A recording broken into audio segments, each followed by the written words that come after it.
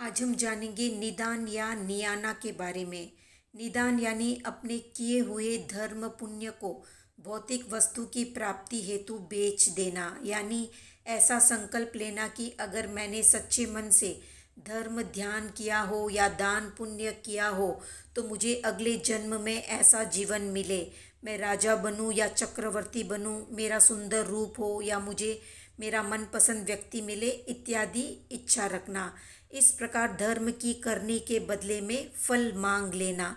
तो अब जानते हैं निदान के प्रकारों के बारे में।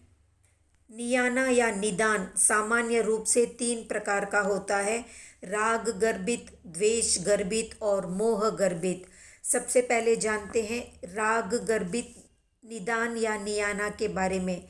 तो किए हुए धर्म के फलस्वरूप संसारी सुखों की इच्छा करना, कामना करना, धर्म के फल के बदले में सत्ता, धन, समृद्धि, राजा, चक्रवर्ती, देवेंद्र, वासुदेव आदि बनने का सुख मांगना, मन भावन वस्तु प्राप्त हो या व्यक्ति, सुंदर स्त्री या सुंदर बच्चे मिले, इस तरह की भावना करना धर्म के बदले में, शरीर, आरोग्य, उत्तम भोग सामग्री मिले, धर्म की करने के फलस्वरूप ऐसी इच्छा रखना।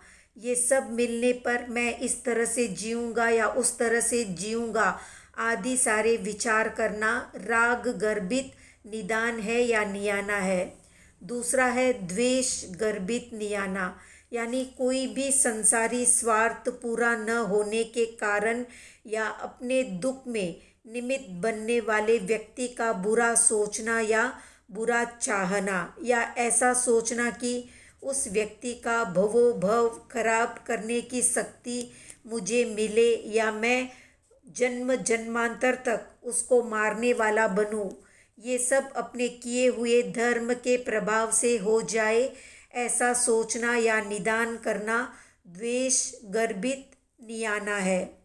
तीसरा है मोह गर्भित नियाना, यानी जिससे मोह तगड़ा या ताकतवर बने ऐसा मांगना मोह गर्भित नियाना है।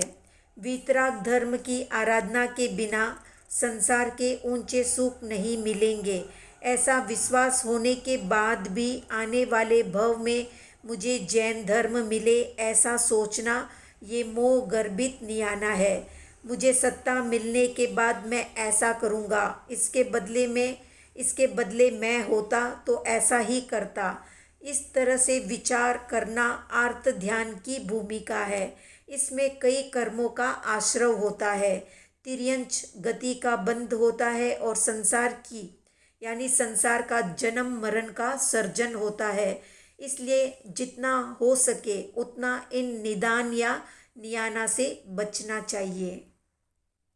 निश्चय नय के अनुसार मोक्ष की इच्छा भी नियाना या निदान ही है, मगर क्योंकि अभी हम एक प्रारंभिक कक्षा के साधक हैं, मोक्ष या भव के प्रति समान भाव, मध्यस्थ भाव, निस्पृह भाव रखने की क्षमता हम में नहीं है। हमारे जैसे जीवों के लिए मोक्ष का आशय रखना ये व्यवहार नय के मत से योग्य है, क्योंकि इस तरह से मोक्ष का आशय रखने से अन्य मलिन सांसारिक आशय दूर होते हैं और चित्त की शुद्धि होती है। इस तरह की चित्त शुद्धि होने पर अंत में मोक्ष और भव के प्रति मध्यस्थ भावना अवश्य ही प्रकट होती है। इसलिए प्रारंभिक कक्षा के जीवों के लिए मोक्ष का आशय लेकर आगे बढ़ना, पर मन में ये निश्चय की आगे बढ़ते हुए ये आशय भी छोड़ना ही है या छूटने वाला ही है। निश्चय नहीं के बिना मोक्ष संभव नहीं है। तो ये थी निदान से संबंधित संक्षिप्त जानकारी। आज का प्रश्न है कि द्रौपदी ने क्या निदान किया था? कमेंट में बताएं। वीडियो पसंद आया तो लाइक, शेयर, सब्सक्राइब करें।